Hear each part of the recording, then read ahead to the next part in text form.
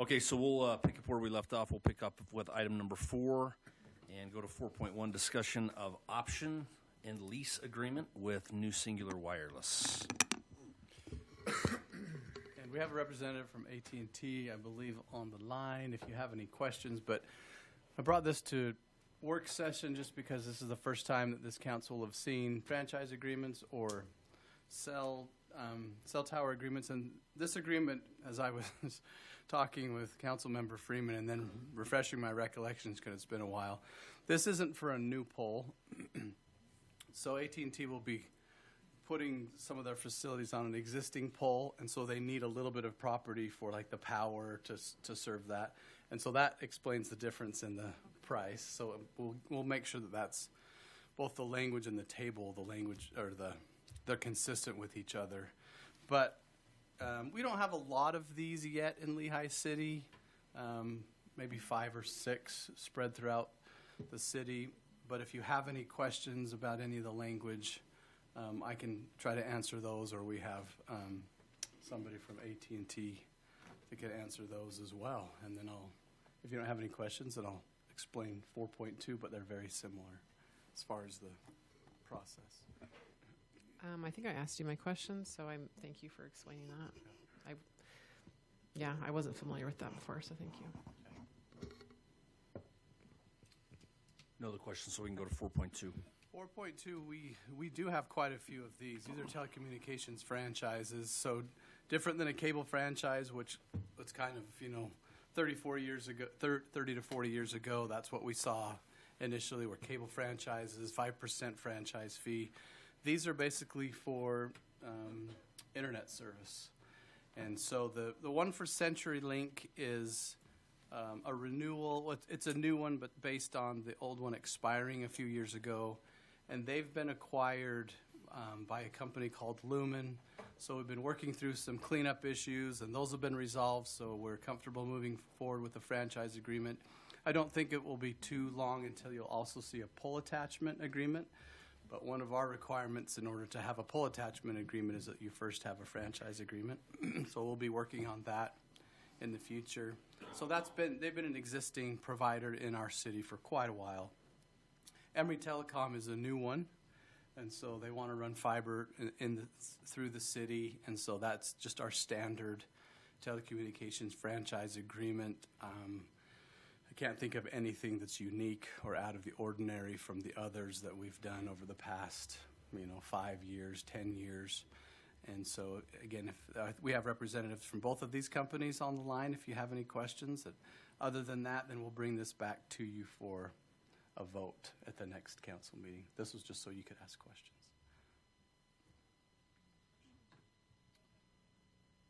I do. This is just for right-of-way access, right? Not, okay. I thought I heard somewhere that we can't tax internet providers or something, but this is something different, right? No, we can't. So we can't charge a traditional cable franchise fee, which is 5%, but the state has a municipal telecommunications tax that's 2.5%. And so we use that.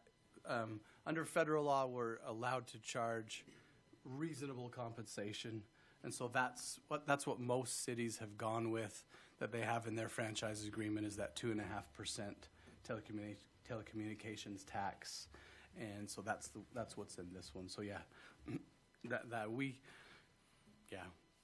we can get reasonable compensation, and both parties have agreed that represents reasonable compensation.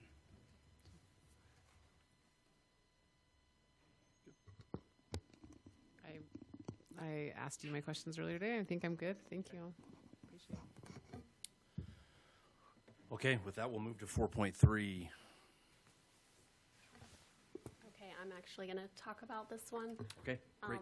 David, I've been working with David on this, and so he probably knows more about it than I do, but I'll do my best.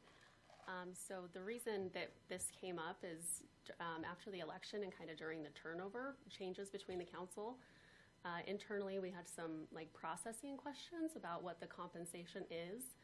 And I don't know if you've looked at our code and compared it to the current salary, but it's very different. And it was designed, the code was designed that way on purpose, but we kind of saw this, that it's not maybe the most transparent way to do it, just because the salary that's listed in there is so off from what it is right now, even though there's an explanation for it. So we just wanted to kind of bring this to you. And we had like a couple of goals in mind when we were doing this. The first is that we didn't really want to change very much of the code, so our intent wasn't to rewrite this whole section. So we're just taking very small portions and making little changes, and it's just for clarification. So we're in compliance still with what the state code requires. This is just clarifying what we need to do. And yeah, we really thought that having a public hearing and an ordinance and listing that specifically in our code would be more transparent. That way it'd be easier for residents to find the salary, especially if it's done annually. It'll be really easy to search minutes or agendas or ordinances, and they'll be able to find the salaries that way. It's also on the Transparency Utah website. And then this also just kind of simplifies the process, so that residents, just know where they can find it. And then this, if we do it this way, we don't need to make any code amendments moving forward. So that kind of helps simplify everything as well. And that's Yes. because it'll be changed as part of the budget process, right? That'll be the ordinance that the salaries will, and so we won't have to amend this code every year as their salaries Correct. change. Yes, yes, correct. But we'll have like a completely separate hearing so that the salaries will be addressed separately. So just to clarify, it will be part of the budget, or it will be separate? I guess. I think we could probably do it either way. We could probably do it as part of the budget ordinance, or we can just make a separate ordinance that's not Yeah, codified. I guess that's the question. Maybe I got ahead of myself on that. We can. Yeah, we can kind of work through that a little bit too. Yeah, a lot of that might be your preference. So I think either one complies with state law, but if you'd rather have it be broken out separately, we can certainly do that. So as long as there's a public hearing and an ordinance is passed. Just chipping in my 2 cents, I would like to see it separate just for the sake of the public and transparency so that they know that it's very clear and they don't have to dig through the budget to find it. I And, agree. and I'm fine doing it with the budget because I just want to have one less, one less thing. And if it's all together, but I'm fine with, like, it really doesn't matter to me. I just think as long as says basically the compensation for the mayor and members of the city council shall be adopted annually by ordinance after a public hearing and based upon the same compensation increase that is made available to all other employees of the city. So basically, we have hearings for the budget. Anyway, I don't know. Yeah. I can Yeah, see and either way. that last part of that gives me some pause. And I don't know if tonight's the night that needs to be addressed, but I'm not sure that I'm comfortable with our salaries going up. Like if we were to give a salary increase to all city employees, that's great, one thing, but I don't necessarily think that needs to be us every time as well. So the word shall, I think, could be a may. That way, if we do it for the city, it doesn't necessarily mean us too. Again, creating that bright line of transparency for residents that if we do it for us, that it's very distinct and different. But there are pros and cons to that. That's kind of where my initial thoughts are. I have a question for Ryan. Is it codified? Is it, I guess, is it even legal for sitting council members to raise their own salaries? Because I thought I read somewhere that any sort of increase would apply only to the next council. Obviously, we rotate through, so it's not as clean as like other positions. But I just wanted to hear Ryan's thoughts on that. Yeah, I'm not aware of a provision like that, but I could check, but I don't think so. Again, I think that's why the requirement is a public hearing, so that if the council raises its own salary, then at least the public has the opportunity to come in. It's not just a public meeting, it's a public hearing where they have the right to speak at it. I'll double check, but I don't know of one as I sit here today.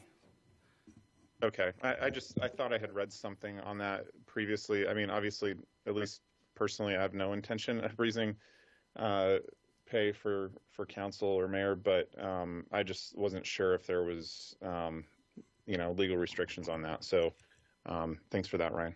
Well, and I think that's to my point is because the word says shall, right? Both James and I share the same intention, but because it says shall, if we give it to the city staff, then doesn't that mean it has to be applied to us as well? And so that's why I think it'd be better if it was a may. But I think it has to. I think it's saying shall be adopted annually by ordinance because it is it. Do we have to adopt compensation every year? So I think you're referring to the last part, right? This is based upon. It's all one sentence, and Yeah. it shall be adopted, and what you're adopting is based upon the increase. So I think it's all one thing. Do we have to adopt the compensation annually? I guess is the question, or do we just once it's adopted, we can let it ride until the next time it needs to be? I think the increase is the concern. Yeah. So, Tisha, is this something we'll be voting on? My suggestions are just the red lines there, but if you guys want to make more changes to it, we can, like you're suggesting right now, we can go back and work on those changes a little bit more and bring back something else. Guys, do you know what and I don't know if it was your language or David's, what was the intent? Was the intent that every year when we adopt the compensation increase for the employees, they would automatically get the same increase? Yeah, so the change was so that's how it was originally written. So that's the original code. Yeah, so I'd say if you want to change that, then just add language that makes that clear. Yeah, and I think having it be a may leaves it on the table, but in a public hearing to the public, they know that we are choosing to do that, and it's not just defaulting to that, which just creates that layer of accountability and transparency to the public. And Yeah, I would. Go ahead, James. Sorry. I would agree with Emily on that. I think the compensation for city employees are obviously based on their full-time positions or even part-time, but based around a wage for their employment. This is being on the council or being the mayor. Obviously, this is a part-time role, and this isn't like our living wage to support our families or anything. So I think I would much rather separate it and not have a regular increase, or at least have the option within the language as currently stated to opt out of pushing a wage increase for mayor and council and separating it from city employees. Yeah, and this is still just on a work or pre-council agenda, Correct, so you're not voting on it tonight. So just give us whatever feedback that you want, and we'll bring the final draft back in a future meeting. Yeah, I agree with the May, and I wouldn't feel comfortable. I'm fine just freezing it, for myself, but I wouldn't ever want to do a pay increase for us when we might have to cut other places or something like that. I mean, it's not much, but I agree. I'd rather have it in May just to give us flexibility too. And I'll play devil's advocate on this one. Like, we may have council members who are more affluent. Doesn't really matter, right? That we have other positions and those who don't take benefits because they don't need them. That may not be the case in the future.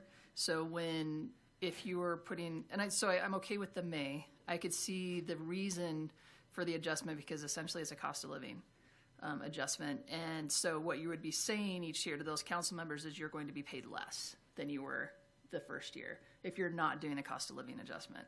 I just think that's something to keep in mind when it comes to us, when it comes to staff, that if you're not doing at least that basic cost of living adjustment, you are essentially giving them less the next year than you did the previous year. So it's like I don't want to take into account my own financial situation without, knowing what other future council members or mayors may be needing. I don't want to ever limit these roles by what people may be able to afford to do. So I think if it's a may and we look at it each year, but also looking at it through the eyes of if it is cost of living increase, that's very different than a merit increase. Yeah, and I totally hear you on that. That's why I think it'd be great to separate what we do for ourselves as elected officials to what we choose to do for staff, so that there's just a clear distinction. And the use of the word may gives the flexibility where if, like Councilmember Stalling said, there's room in the budget for something like that, great. But if it happens to be a difficult year, we're able to sacrifice before we make everyone else, and it's pretty small amounts, right? But I don't know, just more options for us so we're not. But I hear you, and so I think the word may accomplishes both. Right. And it seems like this was something that was, I remember this being put in at some point, right? Because didn't they have to vote on every time?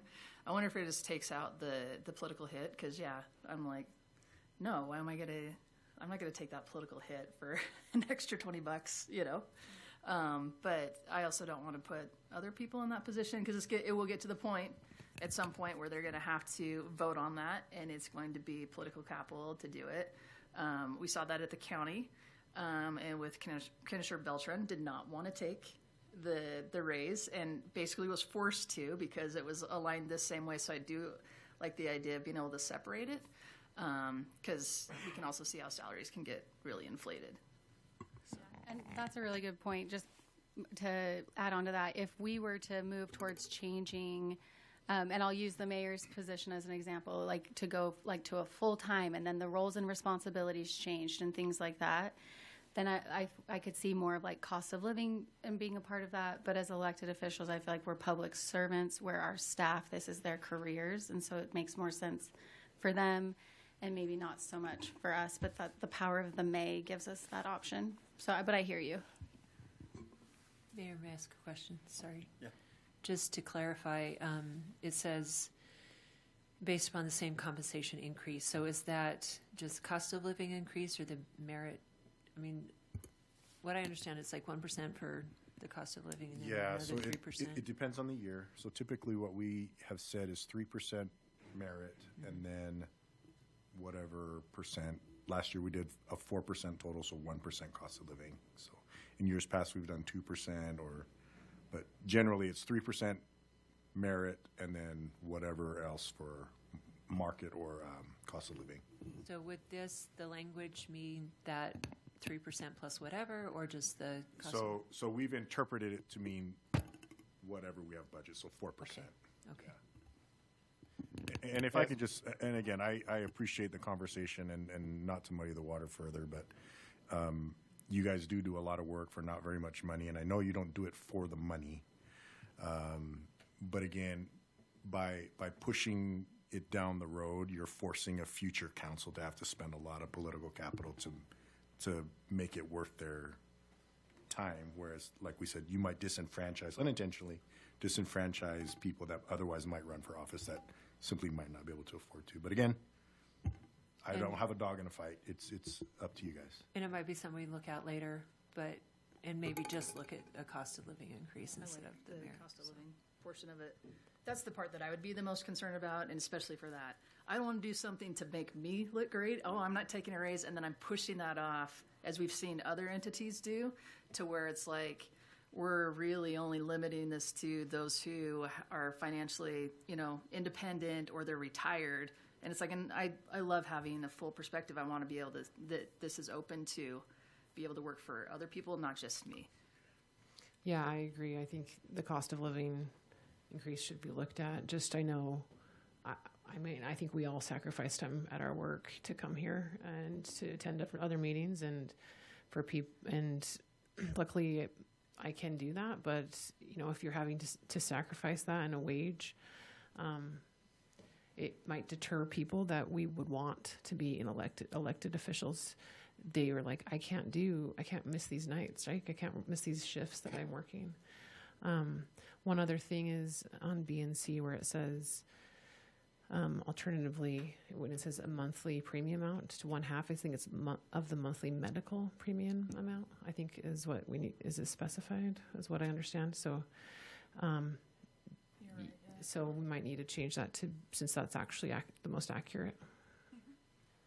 And Jason, are you saying that last year the council received 4% along with the city employees?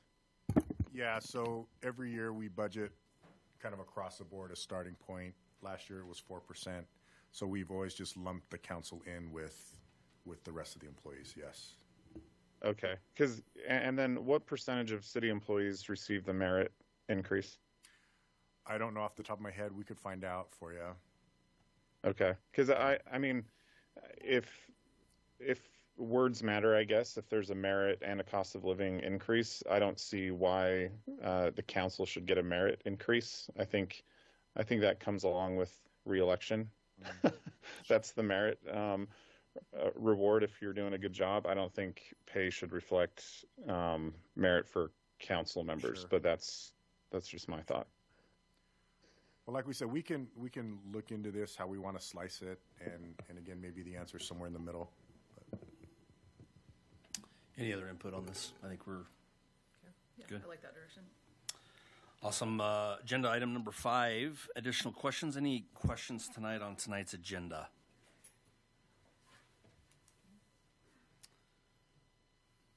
Okay, so we should be good there. Any administrative reports from anybody? From our staff? Any staff administrative reports? Nothing tonight. Any reports from the council? Current reports? The Olympics are happening, The Olympics are on. everyone. Yes, they are. And they're I just- coming here, 2034. Let's be ready. Hey, Mayor, I have just one update. Sorry, Yes. Michelle. Go ahead. So this is just, I guess it's not related to an assignment. I've talked to most members of the council about this already, as well as Ryan. So just exploring options to pass a term limit, I guess, not a resolution, but however we'd want to frame that from the council. Obviously, the details need to be hashed out, and so I've had some discussions with Ryan on what that would look like. I know Saratoga Springs did it in the recent election, so I just want to make the full council aware of that. I know at least a majority have given the green light on using some staff time to look into this, but I just want to put that out in the open as Ryan explores that a little further. Thank you. That is, and that will be coming, just so you know. So I know that's being worked on and will come in a future meeting. So, any other comments? I just have a report. So, the Historic Society and Historic Preservation Committee, we're gearing up. We're going to have our planning meeting for the historical markers. And just to prep the mayor and council members, we usually ask one of you to speak at those. So, we'll get those out, and I'll get you the list of which sites we're hitting. And if you have a preference or something, one of them special to you, just let me know. So, thank you. Great, thank you. Okay, I'll take a motion to close our pre-council. We'll take a quick 5-minute break and come back. So moved. Okay, Councilmember Newell, the motion. And a second? Second. Second from Councilmember Freeman. All in favor say aye. Hi. Aye. No one opposed? Excellent. We'll take 5 minutes. We'll be back. I am. Awesome. Thank you. Okay, welcome to our city council meeting today on February 10th, Tuesday night, February 10th at 7 p.m. We welcome all those who are here, both citizens and our staffs. We have a full council tonight, Councilmember Newell, Councilmember Harrison, Councilmember Freeman, Councilmember Stallings, and Councilmember Lockhart. And so we should be full tonight. We will open our meeting today with a pledge of allegiance, and we'll be if you'll stand and remove your caps, we'll be led by Councilmember Freeman.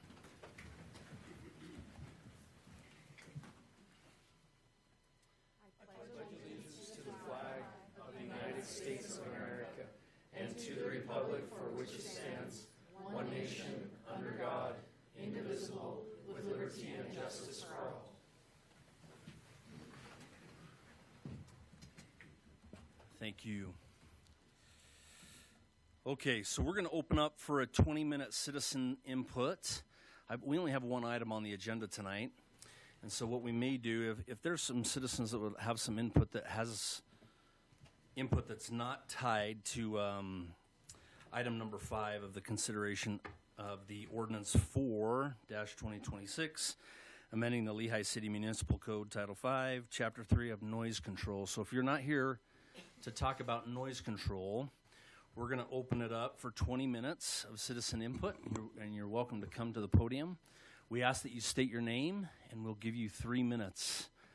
So if you'd like to take a minute, please come forward, and you'll have 3 minutes to talk. I'll go ahead and stand up first because I don't intend to spend very much time here tonight, but I'm happy to be here tonight, and thank you, Council and Mayor, for your time. I'm here to introduce somebody tonight. I got a call today from Isaac Paxman, who is somebody I've been associated with for quite some time in a lot of meetings. I've watched him perform very well in serving the citizens of this valley. He is running for county commissioner, and he called me today and asked me if I was going to be here, and I just told him, I said, well, normally I don't really care to go to any more council meetings because I've done my time. But I said, if you want me to introduce you, I would be happy to. So I want to just take a moment and introduce you to Isaac. What I know about him is he's a very good servant. He understands politics. He's a very good disciple, if you will, of the laws that we have to follow in the state of Utah. But he's also probably the greatest diplomat I've ever been associated with. I've watched him in several meetings be able to navigate some very, very difficult issues. He does it very well. That being said, I just want to introduce Isaac to you. Well, I appreciate that, and I'll take my time if I might. Mayor Johnson, once a mayor, always a mayor. And thank you, Mayor Binns and council members. Yeah, my name is Isaac Paxman. For the last 8 years, I have been able to work in local government, trying to sometimes unify us to make sure we're going to the legislature as a unified body to protect our interests as municipalities and to do good things. Been involved with the expansion of the Provo Airport. Was asked to raise a little bit of money on that, and that project has taken off like gangbusters to the benefit of our residents and the benefit of our economy. It's been one of those magic projects that when I went to the first state senator to tell him about it, he said, Isaac, look at the hair on my arms. He said, it's standing up, and it's been that kind of a magic project. With the right leadership, we can be ready for the future. We can make sure that this county is the best place on the planet to live in the future. And somehow I've been prepared with experiences to be able to add and contribute. Not doing this because I need it, but because I want to help, and I feel like I'm ready to. And so I appreciate the chance to introduce myself briefly. Sure appreciate Mayor Johnson, who's been a gentleman and willing to engage on the tough issues, to take the hard assignments, and I appreciate that and have respected him. And it speaks to his character that he would go out of his way to come and introduce someone like this. So I want to express my appreciation to him, and with that, I'll leave it at that. Thank you. Thank you, Mr. Paxman. Thank you, Mayor Johnson.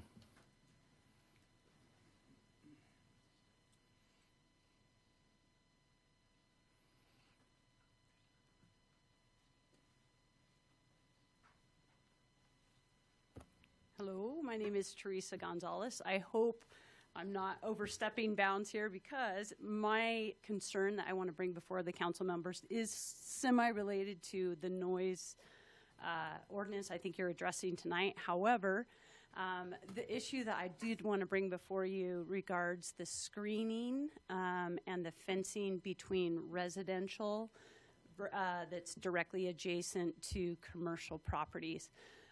So I have come, this will now be the fourth time that I have come before you just to make you aware. I do have a residential property that is adjacent to a commercial. Right now in the code, it really has a fencing requirement of about 6 feet. There's no, obviously, noise buffer. And so it's something that this has gone on for now probably 6 years from the first time that I came before you guys. And it does, I really appreciate that the council tries to really thoroughly think things through and not just do something knee-jerk. But it certainly feels like it's kind of been kicked, the can has been kicked down the road a bit. And so I do really want to, I guess, bring it before your attention. that you would address the fencing and the screening requirements. Right now, I think it is 6 feet is all that's required, a 6-foot fence, no sort of noise buffer, anything like that. You know, as a resident, I'm certainly pro-business, so I don't want to, I don't want to do any undue burden upon a commercial property that I know will go in there. At the same time, I would request that you would consider, and the planning commission consider a minimum of an 8-foot fence, and maybe consider some sort of, again, this is a noise, some sort of buffer that way. So I did want to just be a little more, I don't want to say aggressive, but just make sure that it's on the agenda. And again, yeah, it's been probably 4 to 6 years that this has gone on for us. So thank you. I appreciate it. Thank you. Thank you for your comments, Mrs. Gonzalez.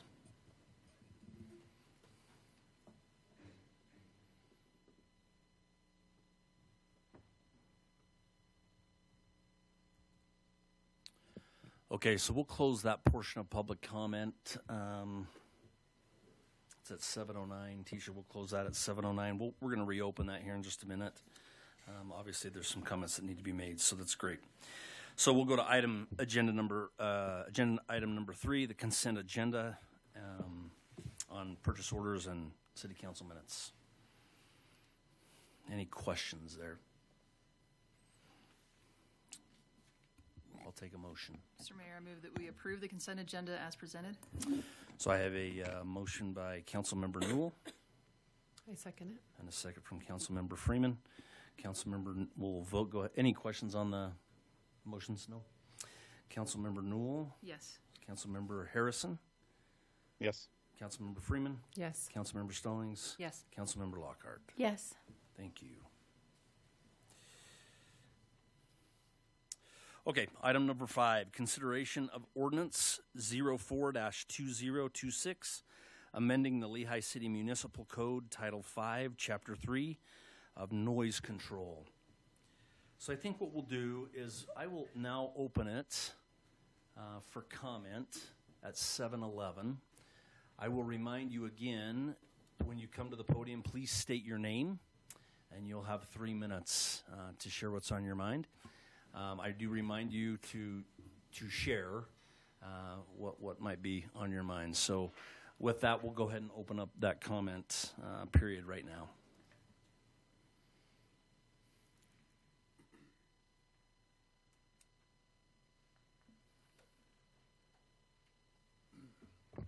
Ross Carter. I'm in favor of the changes that are being made. I like how we're addressing the time in the morning, this noise, the noise is being made, and then I like the fact that they're lowering the decibel level.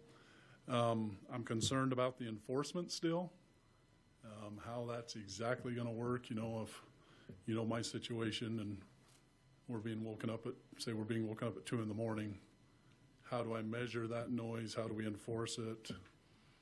I've shown you videos of examples of pounding on the tailgates or the trucks, and by the time we get an officer out there, you know, how do we take care of that? So one of my neighbors the other day called them, had to call Hadco because they were dropping big concrete blocks to bust them up, you know, and as he called the employee said, well, it was a mistake, it shouldn't have been here. He says, well, it's not my problem, you're shaking the house, all this noise is being made.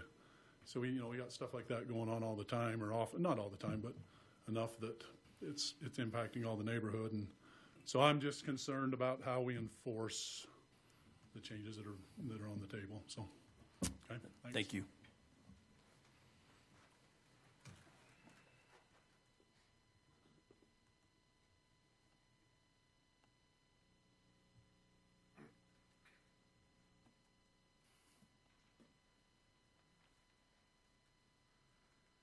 I'm John Hadfield, owner of Hadco Construction.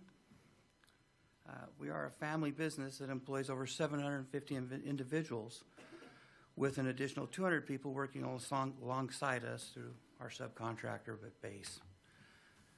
Many of these individuals are Lehi residents, your neighbors, whose livelihoods are directly connected to Hadco's operations. 20 plus of them are here tonight.